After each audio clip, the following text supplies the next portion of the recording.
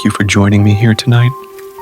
Please take into consideration the following events connected to this story involve real people, real loss, and lasting traumas. While this investigation focuses on the unexplained phenomena surrounding a single recovered object, it is important to remember that the tragedy itself was deeply human, and its impact remains with survivors, families, and the community to this day. Tonight's investigation touches on sensitive material connected to actual events. While the focus of this case is the unexplained phenomena surrounding a single, forgotten object, the history behind it carries weight and deserves to be approached with care. Before we begin, you may want to grab a warm beverage, something comforting to hold on to, as we step into a case file woven with both mystery and real-world tragedy.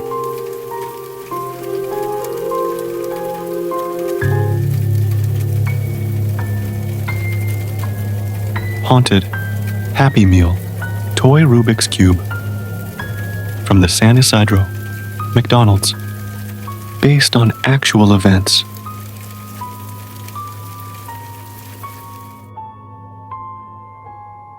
Massacre case number 10000966, connected to case number 90000966.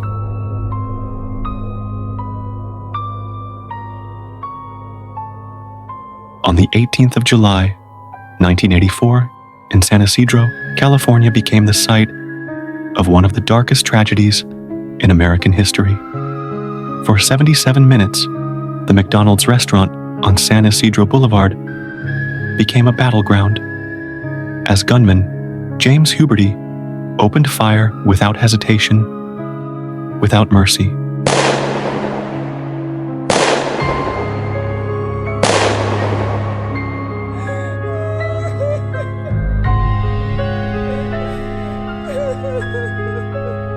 This case file does not dramatize the violence.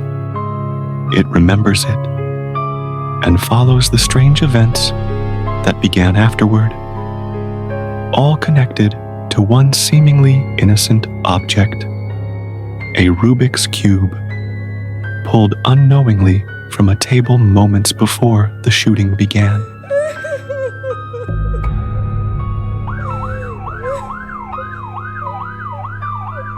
A Happy Meal toy that never stopped holding on.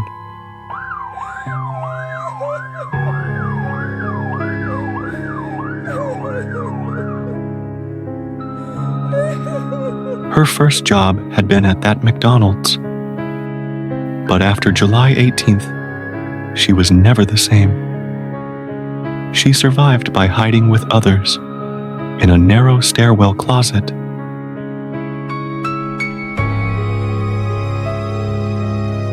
Pressed shoulder to shoulder in the dark, breathing in the sharp metallic scent officers would later identify as the smell of death.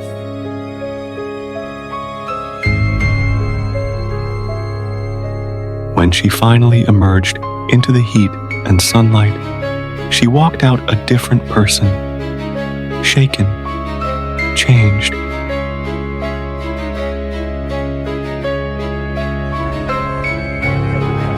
Transferred to another McDonald's, she tried to continue her life. But everything became a trigger. The beep of the fry alarm, the pattern of the tiles,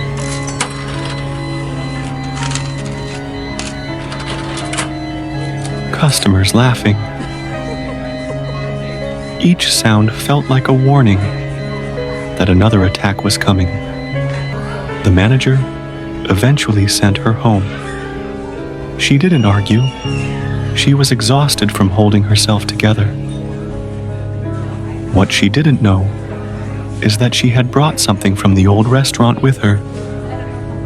Something from before the massacre.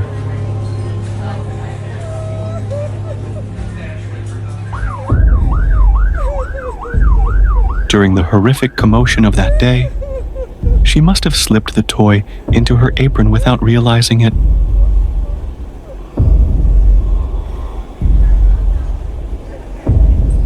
A forgotten Happy Meal trinket, buried deep in the fabric.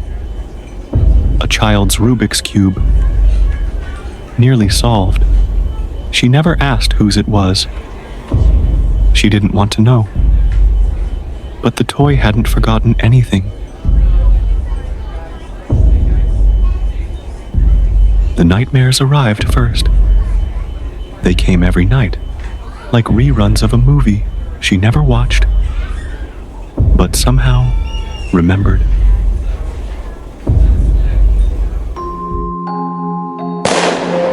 A crack of gunfire echoing off tile, children screaming, the metallic smell of blood and warm dust, and always the presence breathing behind her.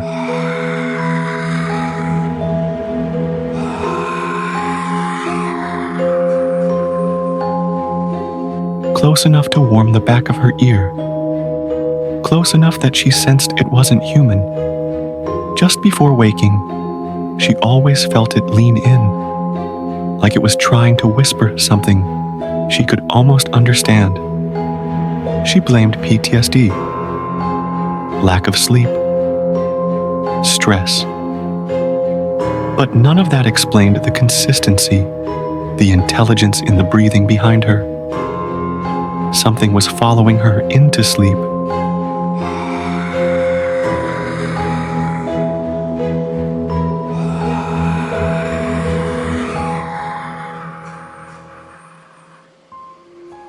Dr. Leon listened carefully during their first appointment. Nightmares often take the shape of unresolved trauma, she said.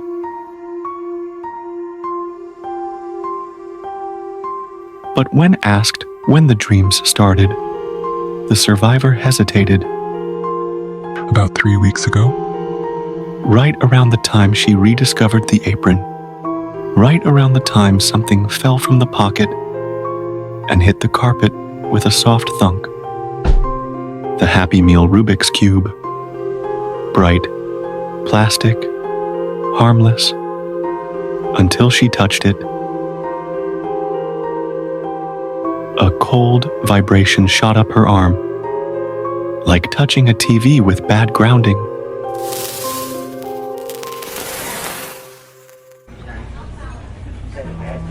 And suddenly, she remembered. A boy, a half-eaten burger, a sweating Coke, a mother wiping his face, and the Rubik's Cube, one turn away from being solved. Had they survived? She didn't know. But now she realized she had taken the boy's toy moments before the shooting began. Paranormal events started to take place. Soft footsteps appeared in her hallway, each night, slow, uneven.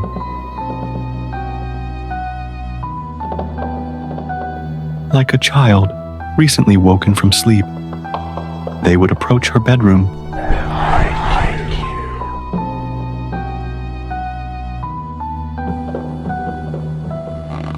And then stop, not entering, as if something inside kept them out, or as if they were warning her of something else that lurked behind her.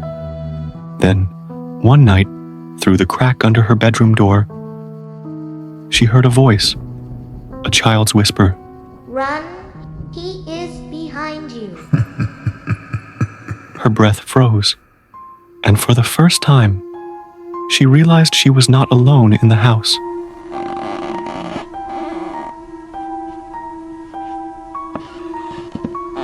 Something was following the footsteps. Something larger. something darker. And the cube sat on her dresser like a second set of eyes, like a vessel.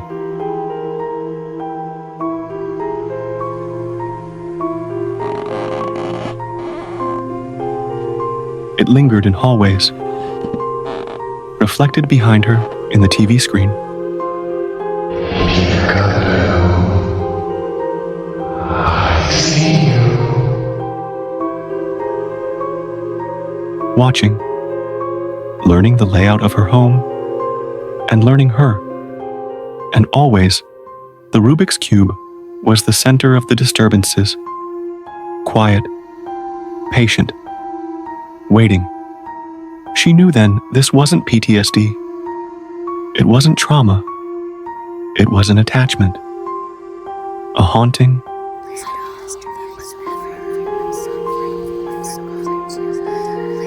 Desperate, she gave the cube to a friend. She left out the supernatural parts. Just mentioned its true crime history. 3 days later, the friend called in a panic.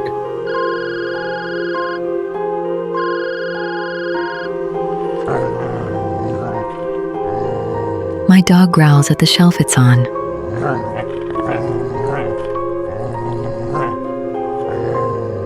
You didn't tell me it smells like blood.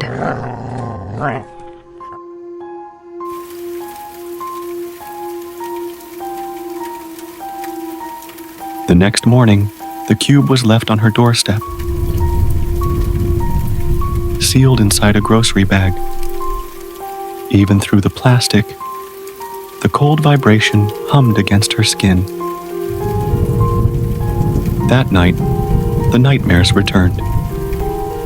But now she was seeing the massacre from someone else's perspective. Lower to the ground, sticky hands, holding the cube tight as the shots began.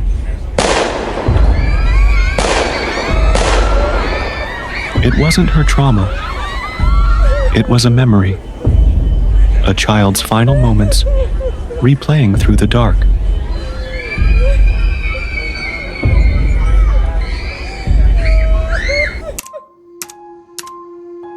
After her nightmare, she began to research the gunman, James Huberty, his history of paranoia, domestic violence, voices in his head, his wife's tarot rituals to soothe him.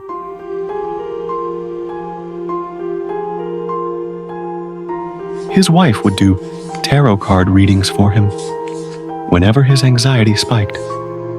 She wasn't a professional reader, just someone who believed that symbols could calm the storms inside a person. She laid the cards gently, like placing bandages over invisible wounds. Past, present, future. Sometimes he relaxed, sometimes he didn't. But she always noticed one thing. No matter how many times she shuffled the deck, the same cards kept resurfacing, patterns repeating, warnings unheeded, energy tightening like a loop or a noose. She found more on Huberty. The house fire, patterns of instability, a descent into obsession and hopelessness. She wondered, had something dark answered him? Had something been with him in those final days? And after the massacre, had that same entity clung to objects soaked in emotional residue?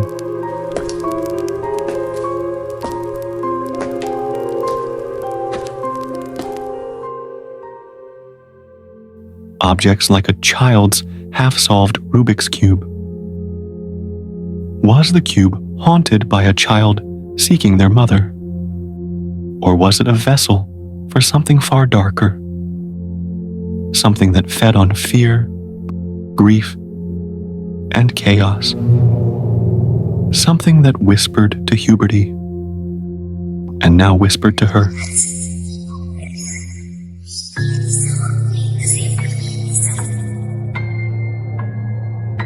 The San Ysidro McDonald's massacre remains one of the worst mass shootings in U.S. history. 21 lives were taken, many more were injured. Entire families were changed forever. The psychological impact extended even to first responders, with multiple officers later diagnosed with PTSD. The restaurant was demolished. A memorial now stands in its place.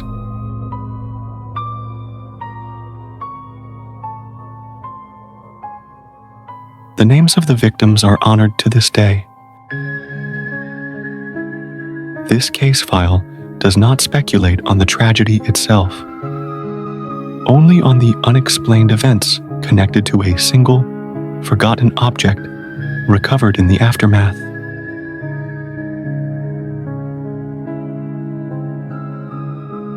In the quiet after chaos fell, a child's toy kept its final spell. A twist of color, small and bright, still echoing the screams of night. It holds a breath that never fades, footsteps soft in shadowed halls, a whisper caught between two worlds, still reaching out through broken walls. Not vengeance, no, not hate or rage, just memory trapped from another age. A puzzle left forever turned, a lesson carved in grief and flame. Some objects keep what we forget and call to us by name.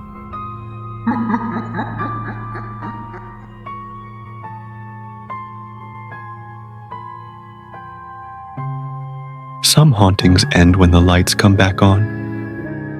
Some fade when the doors are locked and the night is over. But others follow the ones who survived. What clung to that Rubik's Cube never asked for permission, and it never needed it. If a child's fear can stain the air, if something darker fed on the chaos of July 18th, then that presence is still searching for a place to settle. And attachments don't break easily, not with distance, not with time, not even with death. So keep your lights low tonight. Listen carefully when the house grows quiet, because sometimes the things we investigate us back. This file stays open, and whatever owns that cube isn't finished. If you found this investigation compelling, please like, share, and subscribe so you don't miss any new upcoming true paranormal cases. This has been case file number 1000966, Haunted Happy Meal Toy Rubik's Cube. Until we meet again, safe travels.